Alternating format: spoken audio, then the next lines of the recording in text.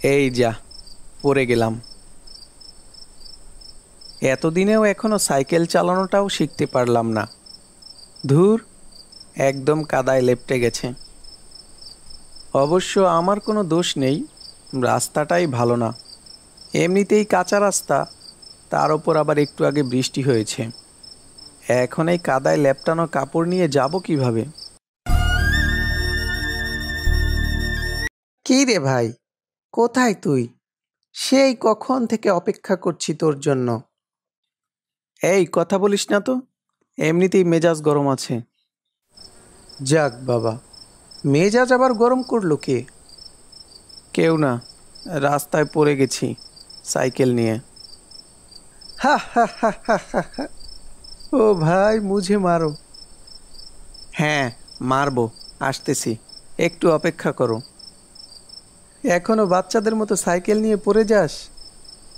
এই তুই চুপ করবি এখন, নাকি ফোনের মধ্যেই লাথি মারবো? আচ্ছা, জলদি আয়, তোর জন্য মা অনেক রকম খাবার রান্না করে রেখেছে। আসতে দে, আগেই খাবারের লোভ দেখাস না, রাখ এখন। চেইনটা কোনো রকমে ঠিক করে আবার চলতে শুরু করলাম। ওদের গ্রামটাকে যতটা আধুনিক আর উন্নত মনে করেছিলাম, আসলে অতটা উন্নয়ন এখনো হয়নি। বেশিরভাগ রাস্তা এখনো কাঁচা, এই জন্য সামান্য বৃষ্টি হলেই কাদা হয়ে যায়। মনে হচ্ছে এখনো সব জায়গায় বিদ্যুৎ পৌঁছায়নি। রাস্তাঘাট সব অন্ধকার, কোথাও একটা লাইট নেই।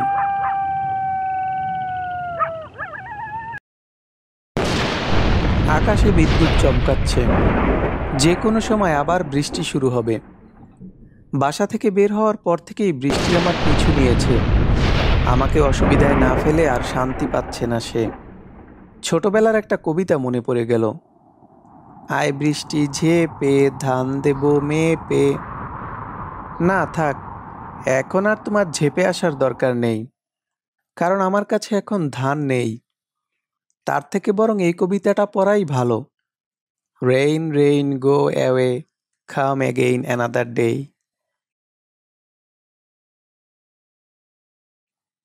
এই যা সেরেছে, ঝুম বৃষ্টি শুরু হয়ে গেল। সামনে একটা ঝুপড়ি দোকানের মতো দেখা যাচ্ছে, যাই ওখানে কিছুক্ষণ অপেক্ষা করি। ইস, একদম ভিজে গেছি।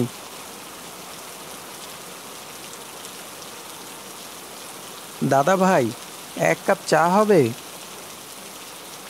হবে বই কি, এক্ষুনি দিচ্ছি। এই বৃষ্টি আজ থামবে বলে মনে হচ্ছে না। ধুর, আমার রাশিটাই খারাপ। এই নিন দাদা, আপনার চা। Thank you. তা দাদা ভাই, কোথায় যাবেন আপনি? কোথা থেকে এসেছেন? আমি ঢাকায় থাকি, এখানে আমার বন্ধুর বাড়ি যাচ্ছি। শিমুলতলি, বটতলা ওদের বাড়ি। ও আচ্ছা, তা ঢাকায় কি করেন আপনি? তেমন কিছুই করি না, পড়াশোনা শেষ। এখন নিউজ রিপোর্টার হিসেবে ছোট একটা নিউজ চ্যানেলে কাজ করছি। তা এই গ্রামে কি বেড়াতে এসেছেন? আসলে আমার নিজের একটা ইউটিউব চ্যানেল আছে। বিভিন্ন জায়গা ঘুরে ঘুরে সেখানকার পুরনো ইতিহাস, ঐতিহ্য ভিডিও করে আমার চ্যানেলে আপলোড করি। ও আচ্ছা, এই গ্রামে কি ভিডিও করতে এসেছেন শুনি? সুজয় বলল আপনাদের এই গ্রামে নাকি রাজা বীর প্রতাপের একটা পুরনো রাজবাড়ি আছে, প্রায় 600 বছরের পুরনো। সেটাই দেখতে আসলাম। নিজের জীবনের মায়া থাকলে সেখানে যাবেন না দাদা। মানে, ঠিক বুঝলাম না। ওই বাড়িটা অনেক বছর ধরে পরিত্যক্ত, ওখানে কেউ যায় না। দিনের বেলাতেও যেতে অনেকে ভয় পায়। অনেক মানুষের মৃত্যুর কারণ ওই বাড়ি। এই তো গত বছরও একজনের জীবন নিয়েছে ওই বাড়ির প্রেতাত্মারা। আপনারা পারেনও দাদা, এই সায়েন্স অ্যান্ড টেকনোলজির যুগে এসেও এখনও সেই গ্রামের সহজ সরল মানুষই রয়ে গেলেন। এইসব ভূত প্রেত বলতে কিছুই হয় না। বুঝলেন?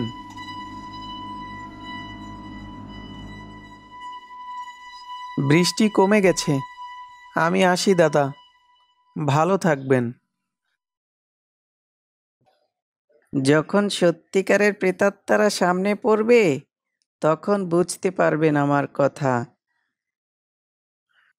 দোকানদারের কথায় কান না দিয়ে আমি সাইকেল চালিয়ে সামনে যেতে লাগলাম।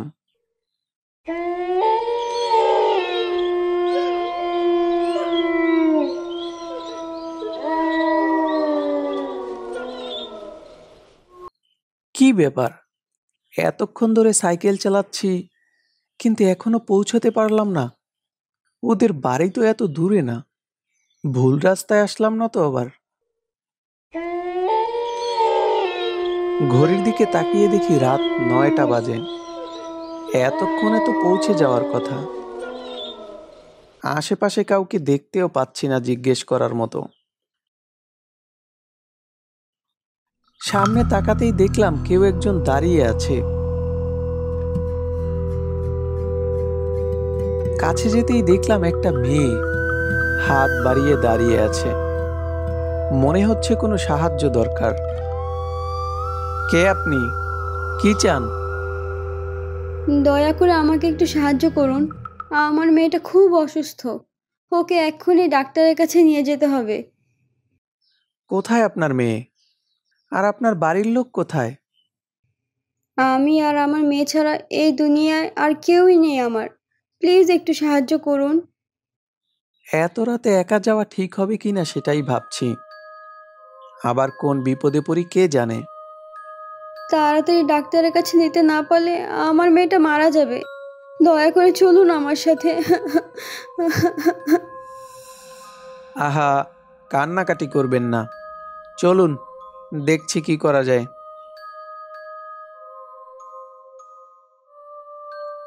মেয়েটা সাইকেলে বসতেই কেমন যেন একটু খটকা লাগলো।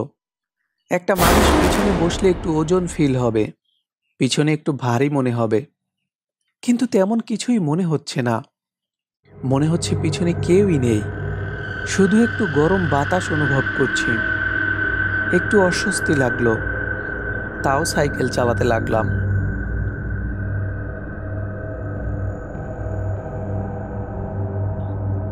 কত দূর এখান থেকে আপনার বাড়ি? এই তো একটু সামনেই। এখন তো অনেক রাত হয়ে গেছে, এখানে আশেপাশে কোথাও হসপিটাল আছে? একটা হসপিটাল আছে, কিন্তু এই ঝড় বৃষ্টির রাতে ডাক্তার আছে কিনা বুঝতে পারছি না। একটু তাড়াতাড়ি চলুন। হ্যাঁ, যাচ্ছি তাড়াতাড়ি।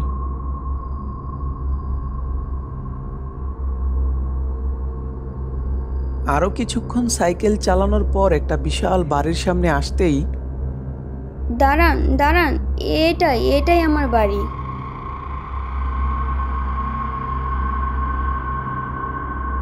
কি হলো, দাঁড়িয়ে আছেন কেন? ভেতরে আসুন। তাকিয়ে দেখলাম বিশাল এক রাজপ্রাসাদের মতো বাড়ি। এত বড় বাড়িতে দুটো মেয়ে মানুষ, তাও আবার একটা বাচ্চা। কেমন যেন একটু খটকা লাগলো আমার। আমি কিছু না ভেবেই সাইকেলটা রেখে ভিতরে ঢোকার জন্য পিছন পিছন হাঁটতে শুরু করলাম। চারপাশ ঘন জঙ্গলে আর আগাছায় পরিপূর্ণ।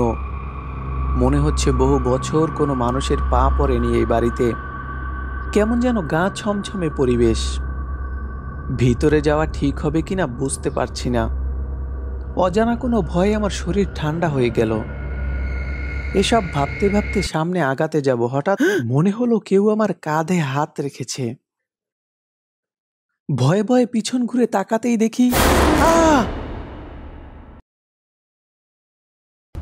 হঠাৎ দেখলাম মেয়েটি উঠে দাঁড়ালো, ঘাড় বাঁকা করে আমার দিকে এক নজরে তাকিয়ে আছে। লাশ খাবি? অনেক মজা, খেয়ে দেখ একবার। কে? কে তুমি? কি করছো এসব? আমাকে মেরো না। আয় একসাথে খাই, এটা খাওয়া শেষ হলে তোকে খাবো। আর কিছু ভাবতে পারছিলাম না আমি। আমার মস্তিষ্ক কাজ করছিল না। ঠাস করে মাটিতে লুটিয়ে পড়লাম। বলি, তোকে কি আমি আমার বাড়িতে দাওয়াত দিয়ে এনেছি, নাকি মানুষের বাড়ির সামনে পড়ে থাকতে এনেছি শুনি? কি বলছিস সব? চুপ কর তো। আহ, এমনিতেই মাথাটা খুব ব্যথা করছে। যাও, আরো মানুষের বাড়ির সামনে কাদার মধ্যে গিয়ে পড়ে থাকো, তাহলে ব্যথা কমে যাবে। এখন চুপ কর, একটু ঘুমাতে দে আমায়। ঘুমান লাগবে না। যতক্ষণ অজ্ঞান হয়েছিলি ততক্ষণ কি ঘুমাসনি, নাকি ঘুমের ভান ধরেছিলি? ধুর, উঠলাম, হলো? এখন খুশি তো? শান্তিতে একটু অজ্ঞানও হতে দিবি না, আবার একটু ঘুমাতেও দিবি না। কি হয়েছিল কাল রাতে? অজ্ঞান হলি কিভাবে? ভয় পেয়েছিস নাকি? আরে তেমন কিছুই না, তুই যা এখন। আচ্ছা, ফ্রেশ হয়ে আয়, মা খাবার নিয়ে বসে আছে। রাতের ঘটনা কোনোভাবে এড়িয়ে গেলাম। অনেকটা জার্নি করার পর টায়ার্ড হয়ে গেছি, তাই মাথা ঘুরে অজ্ঞান হয়ে গেছি। এটা বলেই কেটে পড়লাম। কি দরকার ওকে বলার? শুধু শুধু আমাকে নিয়ে হাসাহাসি করবে, তার থেকে না বলাই ভালো। Hello officer. হ্যাঁ হ্যাঁ, আপনাকে যা বলেছিলাম মনে আছে তো? হ্যাঁ, আমি কল দিলেই চলে আসবেন। আচ্ছা, আচ্ছা, রাখছি তাহলে। বিকেল হতেই দুই বন্ধু বেরিয়ে পড়লাম রাজা বীর প্রতাপের রাজবাড়ি দেখার জন্য। সাথে আমার ক্যামেরাটাও নিয়ে নিলাম। কিছুক্ষণ হাঁটার পরেই সেই চা দোকানের সামনে গেলাম। আয়, একটু জিরিয়ে নেই। দাদা, 2 কাপ চা দিন তো। আপনি কাল রাতের সেই দাদা ভাই না? আপনাকে তো ভালোই সুস্থ মনে হচ্ছে। আমি অসুস্থ সেটা আপনি জানলেন কিভাবে? না, মানে এমনি বললাম। ওই দিন আপনাকে অনেক ক্লান্ত মনে হয়েছিল।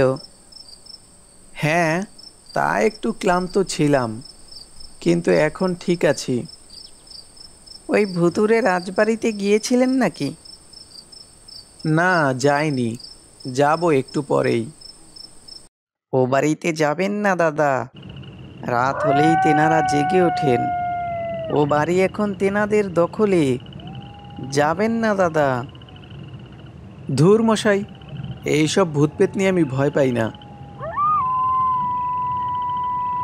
আর কথা না বাড়িয়ে টাকা পরিশোধ করে চলে আসলাম দুজনেই। অবশেষে সেই বাড়ির সামনে এসে দাঁড়ালাম। এ কি, এটা তো সেই বাড়ি যেখানে আমি কাল রাতে এসেছিলাম। একটু ভয় করতে লাগলো আমার। সুজয়কে সবকিছু খুলে বলবো নাকি ভাবছি। ও আবার আমাকে নিয়ে হাসাহাসি করবে না তো? তুই একটু দাঁড়া, আমি একটা ফোন করে আসি, এরপর একসাথে ভিতরে ঢুকবো। এখানে নেটওয়ার্ক পাচ্ছি না। ঠিক আছে, যা, তাড়াতাড়ি আসিস। পশ্চিম আকাশে সূর্য ততক্ষণে ডুবে গেছে। চারপাশে হালকা অন্ধকার নেমেছে, কিন্তু এখনো স্পষ্ট দেখা যাচ্ছে সবকিছু। দাঁড়িয়ে না থেকে ভিতরে ঢুকবো কিনা সেটাই ভাবছি। আবার কাল রাতের কথাও মনে পড়ছে। যদি অমন কিছু আবার দেখি, তাহলে তো আমি ভয়েই মরে যাব। কি ব্যাপার, আপনি এখানে? তাকিয়ে দেখলাম কালকের সেই মেয়েটি একটু দূরে দাঁড়িয়ে আছে। হঠাৎ করে ডাক দেওয়ায় ভীষণ ভয় পেয়েছি। কাল রাতে আপনাকে বাড়ির ভেতর আসতে বললাম, আসলেন না। হঠাৎ করেই পেছন থেকে কোথায় যেন চলে গেলেন। কি হলো, কথা বলছেন না কেন? জানেন, আমার মেয়েটাকে সেদিন বাঁচাতে পারিনি। আমি আসার আগেই সে মারা গিয়েছিল। ওই যে ওইখানে, ওকে নিজের হাতে মাটি দিয়েছি। আসুন দেখে যান। বাচ্চাটার মারা যাওয়ার কথা শুনে ভীষণ মন খারাপ হলো। এক নিমিষেই কাল রাতের ভয়ঙ্কর সেই ঘটনার কথা ভুলে গেলাম। কোনো কিছু না ভেবেই আমি তার সাথে হাঁটতে লাগলাম। সেদিনের মতো আজকেও সেই কুকুর আর শিয়ালের ভয়ঙ্কর আর্তনাদ শোনা যাচ্ছে। একদম গা ছমছমে পরিবেশ, ঠিক প্রথম দিনের মতোই। কিন্তু আমার সেদিকে কোনো খেয়ালই নেই। আমি এক মনে তার পিছন পিছন হাঁটতে লাগলাম। হঠাৎ কে যেন আমার কাঁধে হাত রাখলো। প্রচণ্ড ভয়ে দাঁড়িয়ে আছি, পিছনে তাকানোর মতো সাহস পাচ্ছি না। সুজয়কে ডাক দেব, সে শব্দ আমার মুখ থেকে বের হচ্ছে না। মনে হচ্ছে আমি বোবা হয়ে গেছি। হঠাৎ পিছনে ঘুরতেই দেখি কাটা মাথাওয়ালা একটা বিশাল দেহী অবয়ব। ভয়ে আমার হাত পা কাঁপতে শুরু করলো।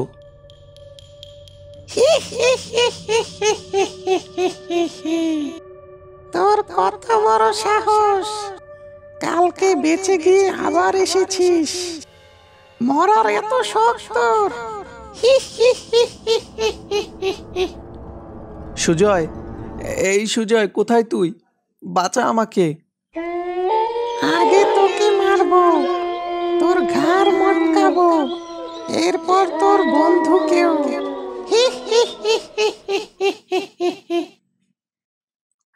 আমাকে আমাকে ছেড়ে দাও। আমি আর কখনোই আসবো না এখানে। আমাকে মেরো না।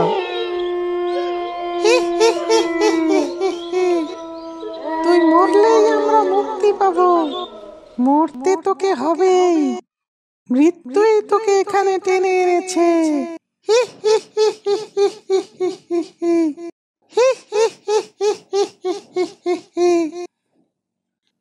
হঠাৎ কে যেন আমার মাথায় জোরে আঘাত করলো। অজ্ঞান হয়ে গেলাম।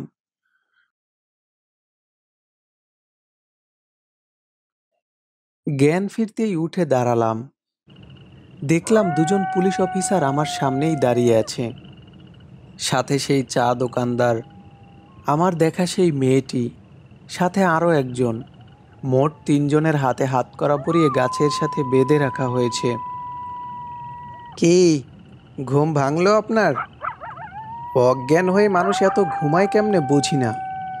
তোর কি একটু ক্লান্ত লাগে না? আর মেয়েদের মতো এত বারবার অজ্ঞান হয়ে যাস কেন? চুপ কর তো। এখানে কি হচ্ছে আগে সেটা বল। এই যে তোমার ভূত, পেতনি, প্রেতাত্মা যা বলো, যাদের দেখে তুমি অজ্ঞান হয়েছ, এরা 3 জন বিভিন্নভাবে মানুষদের ভয় দেখিয়ে এটাকে একটা ভূত প্রেতের রাজপ্রাসাদ বানাতে চেয়েছে, যাতে কোনো মানুষ এটার আশেপাশে না আসে। আর গোপনে গোপনে তারা এই রাজবাড়ির সমস্ত দামি দামি অ্যান্টিক জিনিসপত্র চুরি করে বিক্রি করতে পারে। বহুদিন ধরেই তারা এই কাজ করে আসছিল। কাল যখন তোকে এই বাড়ির সামনে পড়ে থাকতে দেখলাম, তখনই বুঝেছিলাম কিছু একটা হচ্ছে এই বাড়িতে। পুলিশকে আমি আগে থেকেই জানিয়ে রেখেছিলাম, আর বাকি কাজটা তুই সহজ করে দিয়েছিস। ফোন করে পুলিশকে জানাতে গিয়েছিলাম যে আমরা এখানে পৌঁছে গেছি, কিন্তু এসে দেখি তুই নেই। পরে এদের 3 জন সহ তোকে পেলাম। এরাই তোকে ভয় দেখিয়ে অজ্ঞান করে ফেলেছে। ছি ছি ছি ছি ছি, তোমরা মানুষ নামের কলঙ্ক। নিজ দেশের এমন ইতিহাস ও ঐতিহ্যে ভরা পুরাকীর্তিগুলো তোমরা নষ্ট করছো। এত মূল্যবান জিনিসপত্র সংরক্ষণ না করে সেগুলো তোমরা বিক্রি করে দিচ্ছ। তোমরা এদেশের জন্য লজ্জা। এদেশের মানুষ ও সভ্যতার শত্রু তোমরা। অফিসার, ওদের নিয়ে যান। এমন শাস্তি দিবেন যেন সারা জীবন মনে রাখে। তুই আর একটু আগে আসবি না? আর একটু দেরি হলে তো আমি ভয়ে হার্ট ফেল করে মারাই যেতাম। তোকে পাকনামি করে আগেই ভিতরে ঢুকতে বলছে কে শুনি? আরে ওই মেয়েটাই তো আমাকে ডাক দিয়েছে। মেয়েরা ডাক দিলেই নাচতে নাচতে সেখানে যেতে হয় না, বুঝেছিস এখন? হ্যাঁ বুঝেছি। এখন বাসায় চল, খুব ক্ষুধা পেয়েছে।